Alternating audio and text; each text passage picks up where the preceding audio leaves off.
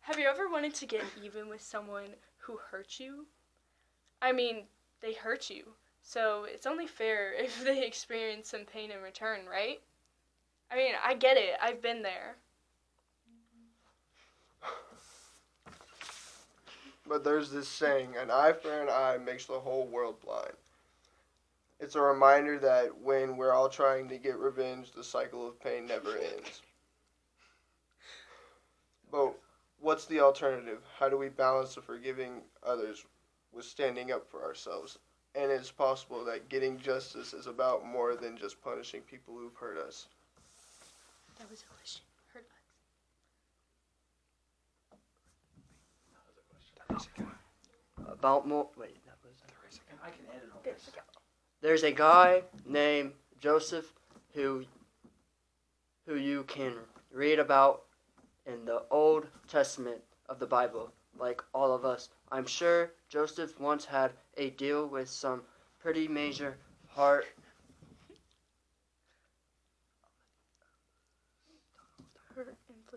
inflicted by his own family.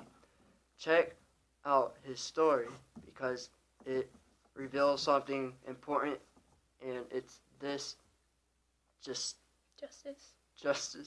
isn't just about revenge. Justice is love in action. And then you just splice it all together. So have you ever really wanted to get back at somebody? You're just so mad that they just came in school and just poured milk all over you every single day. Ooh. Not that bad, but yeah, I've wanted to get revenge on somebody. Same.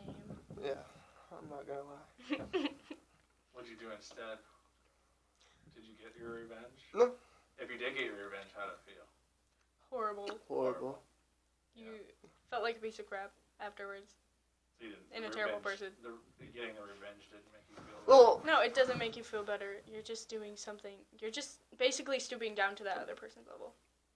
And two wrongs don't make it right. right. And if like most people say, it's better just to walk away. Be a better person, just walk away. You show more self-control when walking away than staying here, showing them that they have some sort of control over you. And not only that, you can show more Some of that, yeah. I know what you're saying.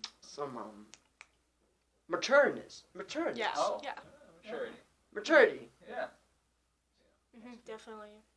No matter like how many fights I've ever gotten in, you lose either way. Because you either got beat up or you feel bad for beating somebody.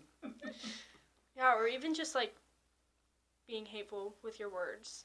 Like that, when you think about it, it affects other people and it hurts them.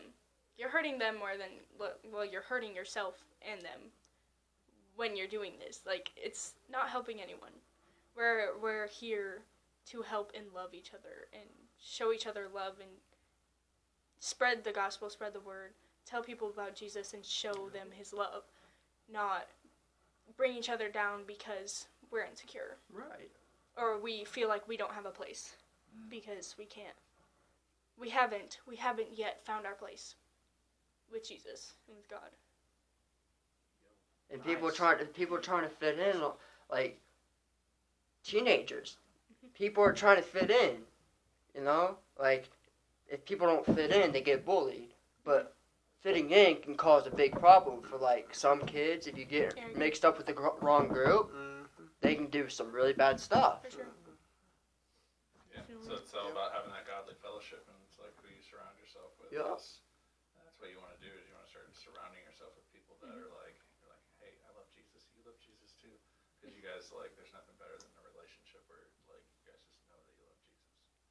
It's extremely important because we don't realize until we're already deep in a pit that how easy it is to get dragged into bad habits. Exactly. High five. I get it. At the Batman boom sound. I might. That's good stuff. We're good. Got anything to add? He's like, No. What is Jack? I don't think I could say any more than you did. There's no way. There's no way. Wow, I nice. could say She more. explained it. I can say more.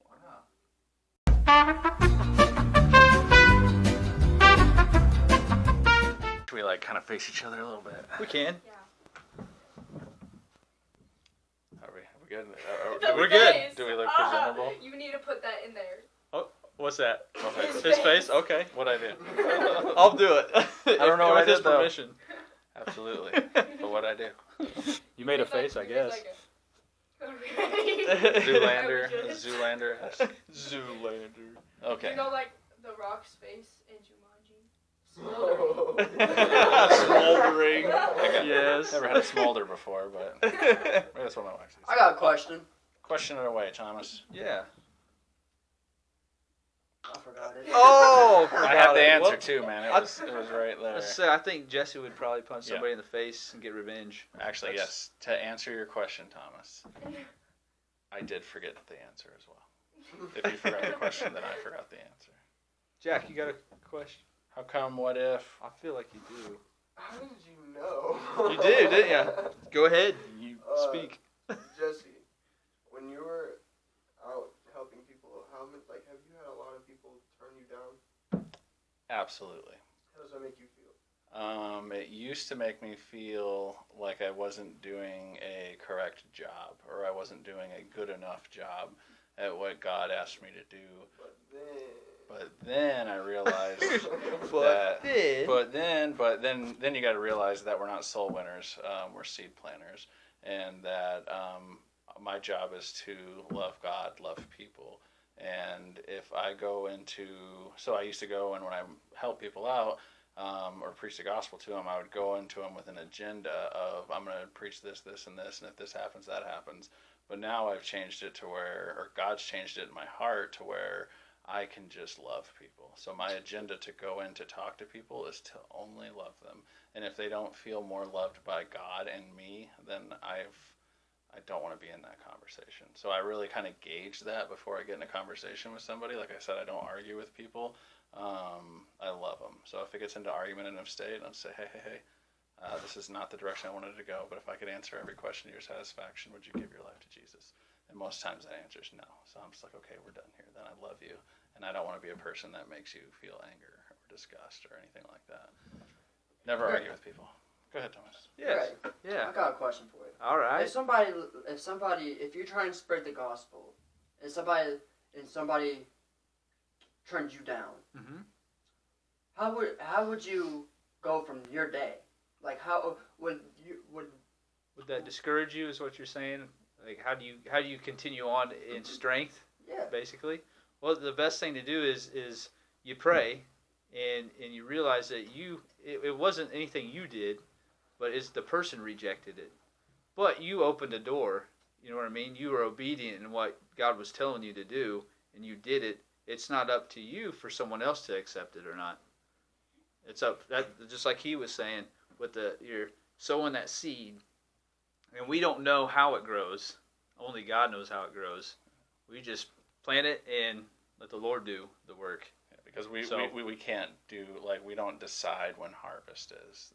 God decides that. So sometimes we plant the seed, sometimes we water it, which is following up with somebody and being like, hey, how are you? How's your heart? How you doing? So that's like watering of the seed. And then when they grow and it's time for harvest, and it's really fun when you get to be on the harvest side of things. But it's also should be equally as fun to plant the seeds too. Because when you go to plant the seeds, if you're doing it with the right agenda, like we say, motivated by love, then you won't be disappointed at the job that you did, because isn't really a job, it's a lifestyle. Mm-hmm. So my lifestyle is that I'm going to love people, and anywhere I go, I'm going to be listening to God's heart for that person. So if somebody walks by you and you feel like, you know, like when somebody walks by and you notice them, next time that happens, ask God what he's noticing about them, because sometimes it could be God tugging your heart to love that person. And then he could drop something in your heart like basketball. And then you'll go up to him and be like, hey, does basketball mean anything to you? No. It's like, no. It's like, okay, I must have missed it. Have a good day. Yeah. I would reject that. Yeah. And And basketball, then- no, I'm out. And then there's so many times where that's going to be like, yeah, and I'm a basketball player. And it's like, oh, cool, man. And then you can just be honest with them, because that's what I like to do, is just be honest, because that's Like, that's what we're here for, is to love them honestly. So if they're walking by, it's like, hey, this is kind of weird, but I saw you walk, and I feel like God highlighted me to you, and then he dropped basketball in my heart, and you play basketball. I just want to let you know that God sees you. And then you can start to really, there's no like method to do it. The only method is having a relationship with Jesus, and then you can flow in that atmosphere. So once he gives you, like for me, he gives you the keyword. He gave me a keyword, basketball. And then from there, I build a relationship with her. And when you build a relationship, you're opening up lines of communication to where you can start to actually love them and say, I feel like God thinks you're really good at basketball. And they could have felt like they had a really bad game. But who knew that God would send them your way to be like, okay, you're good at basketball. Something as simple as basketball. Could show you a pineapple, could show you a bike, who knows, a purple elephant. You never know what God's saying. You never know what they're living in or what kind of thing they had. You could say purple elephant, and they'll be like, I had a stuffed animal that my dad gave me when I was a kid, and it was a purple elephant. You don't know how many times that stuff. Elephant. Yeah. I'm sorry, Greg. He's like, it was a camel. Oh, Stuffy. Stuffy. Oh, stuffers. My little Stuffy. So, when you are tempted, for Never. both of you, when you are tempted, Are you tempted? because when the devil, Yes. Oh, yeah, okay. when the devil sees Billboards how everywhere. good you're doing, that is when he wants to tear you down. All right, restart it. I was making a joke in the middle of it. Go ahead. Oh. Thomas is like, yep, that's it. Sorry, I was making a joke and I was focusing on how funny that was. When he attacks you, when you're tempted. When you're tempted by things that you feel like you have already overcome. Ooh, good question.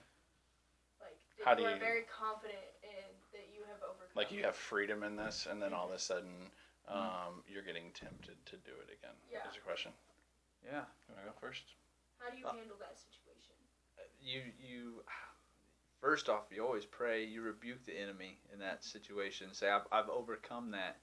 You have a peace in that, and you pray and you remember what you went through before, and that you're not going to have that anymore. You speak with an authority, where before you were like an orphan asking for help, but now you're in a position of authority, and you've already overcome that. He gave you that authority, and you stomp it down. Like being promoted. You're promoted, over that. And the enemy does try to come and he tests you to see if you're going to use your authority.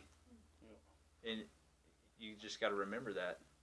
Yeah, and that's really good too, because sometimes when you have victory in an area, I remember. Before we say goodbye, everybody should get behind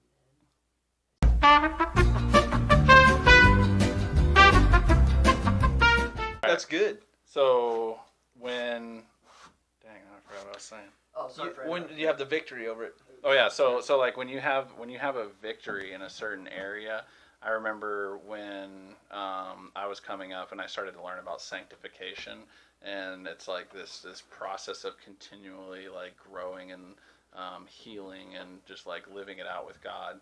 And I would have victory over this one area in my life, and then I would realize that there's something else that God was highlighting to me that was a problem in my life again. So I'm like, dude, when does this end? Like, I just like, when am I complete and perfect and not having to work on myself? But then when you feel that old temptation creep back, it's like you can recognize that that's the devil. And what he wants to do is he wants to try to just take a little bit. Remember when you used to? Remember just I mean, a little bit's not going to hurt anything, right? God, like the devil gets his toe in the door, you can't shut it. Make you feel unworthy. Yeah, and he'll lie to you. He'll make you feel unworthy. You did bad today. Like, say you're trying to like quit chocolate cake or something like that. Just one bite won't hurt. You're doing good on your diet. It's been 2 months. And like, say God tells you to stop chocolate cake, and then the devil's like, it's just cake, right? It can't hurt anything. Yeah. I mean, but no, I'm fasting. I'm fasting now. I'm fasting chocolate cake. I can't. Sugar free. Well, maybe. And then see, if I start listening to it, I start agreeing with it. So it's like, that's what you got to, that's good. There we go. If you listen to that temptation, if you even pay it attention, you start to agree with it. And you start to pay attention to that cake. Mm-hmm. And you start to think about that. No, I don't want that cake. No, don't even, I'm not thinking about cake anymore because cake's not in my life. That kind of deal. Good. Have a great service. Yeah. Did you worship Jesus today? Do you even love him? Yeah, you in the back. I see you. Hey, Bill, wake up. We should do that. Yeah. Like, call some people out. Bill? Oh. Hey, Nate, can you come out of that soundstage real quick? There you go. There you go. Hey, come here, Nate. Oh, I we can- should do that when he's preaching. Like when it's his Sunday to preach. Be like, Oh yeah, and he's up in the "Hey, sound Is he booth. preaching this Up here. Sunday? You know, it'd be really cool to do. Just be like, hey, Nate, can you come up here? Father God, I just thank you for Nate right now. Just like pray for him on Wednesday. For There you Sunday. go. There you go. Yeah, come on, no, down here. Yep, come on, further. Come on. I can definitely Can't see you. There you are. Have a good service. Hey. You stay classic. Church on the Rock.